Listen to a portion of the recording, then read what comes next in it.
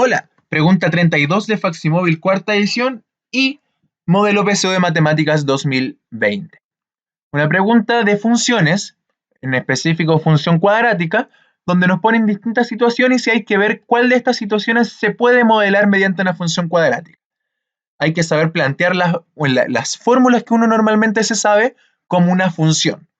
Vamos a ver enunciado por enunciado. Por ejemplo, el enunciado 1 nos habla del volumen de los cilindros de radio basal 5 centímetros en función de su altura. O sea, aquí nosotros definimos una nueva función, sabiendo que el volumen de un cilindro, aquí se tienen que saber las fórmulas de las cosas, el volumen del cilindro es el área de la base por la altura partido en 3, que es el área de la base pi r cuadrado, por la altura, no partido en 3, ese era el cono. El cilindro es pi r cuadrado por la altura, solamente pi r cuadrado h. Aquí tienen que tener en consideración de que en esta función, o sea, si nosotros calculamos el volumen de un cilindro como tal, depende de su radio y depende de su altura. Pero aquí les están diciendo, vamos a calcular una función que me calcule siempre el volumen del cilindro en función de la altura x. Pero el radio siempre va a ser 5 centímetros. O sea, esto lo vamos a anotar como pi por 5 al cuadrado, vamos a anotar eso al tiro como 25 pi, por x, que el x va a representar la altura del cilindro. Ahí ustedes van a darse cuenta de qué depende esta función y de la forma que tiene esta función.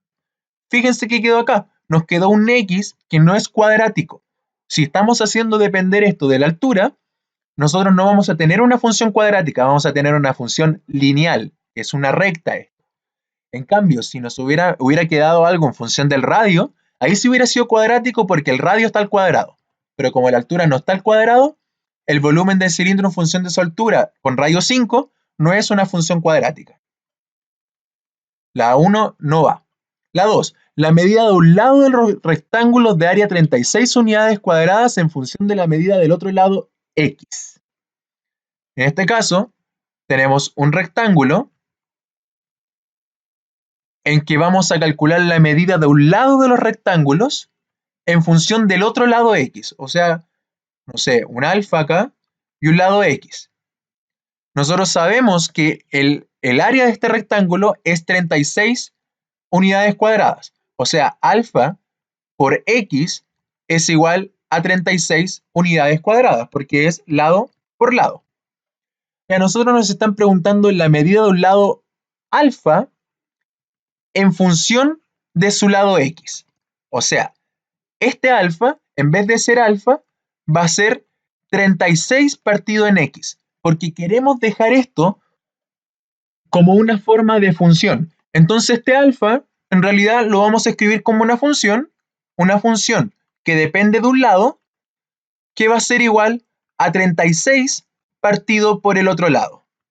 O sea, aquí nosotros transformamos este lado de una forma funcional que va a depender del valor de x que nosotros le metamos al otro lado. Pero si se fijan, esto no es para nada una cuadrática, es una función con el x en un denominador.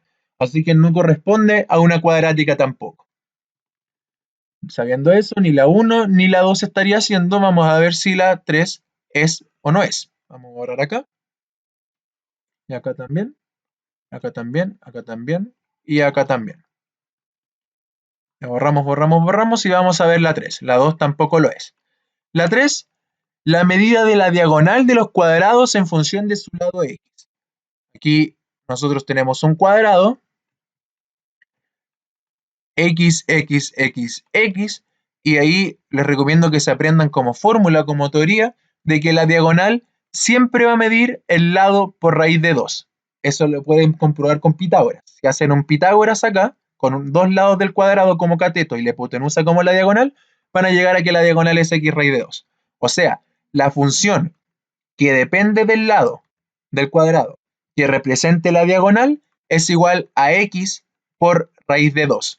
Función que tampoco es cuadrática, es una función lineal con pendiente raíz de 2 y la variable en x, pero x normal, no x cuadrada. Así que ni la 1, ni la 2, ni la 3 modelan una situación cuadrática.